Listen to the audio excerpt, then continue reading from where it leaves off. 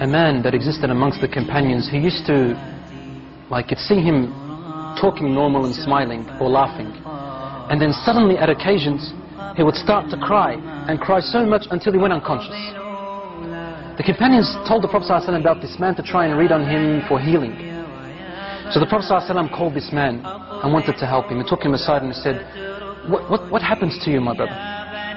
The man said to him, Ya Rasulullah, I was never going to tell anyone this, but now that you've asked me, I must tell you. Before I embraced Islam, I used to have a daughter. And when she was born, I wanted to bury her, because the cultural ideology came into my mind. And I started to think that when she grows older, she'll bring shame to my family. But I stopped myself. My heart for my daughter was overpowering. Years and years went by as I watched her grow.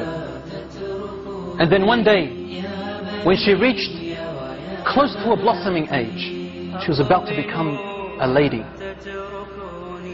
He said, I began to have nightmares and desperation and distress. The pain of my culturalism came into me, thinking of the shame that my daughter is going to bring with me if she walked off with another fellow and brought shame to all my ancestors. Day by day, I wanted to do something, but then my heart, my love stopped me. Until one day, he said, I could not handle it anymore, Ya Rasulullah. I said to her mother, dress her up with neat clothes and comb her hair nicely and decorate her face and tell her your father today is taking you out to a party, a celebration, so that she can play with the other friends of hers.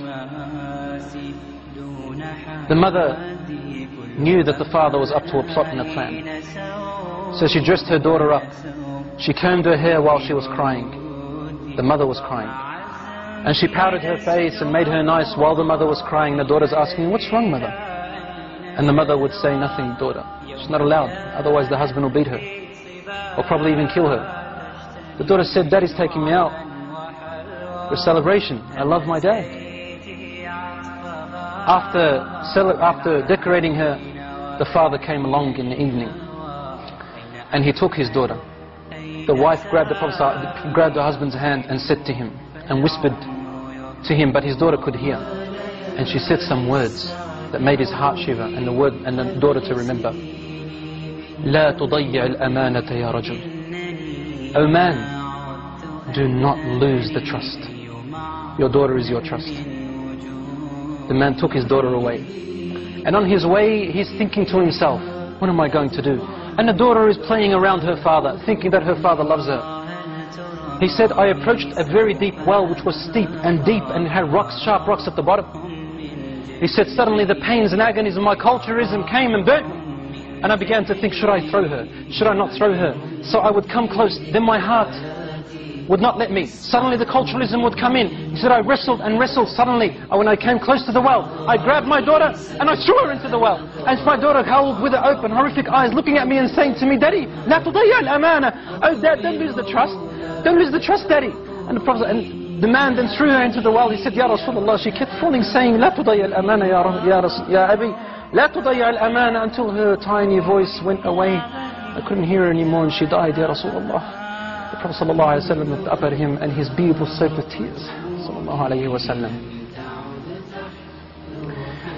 And the Prophet ﷺ's beard was soaked with tears, and he said to him,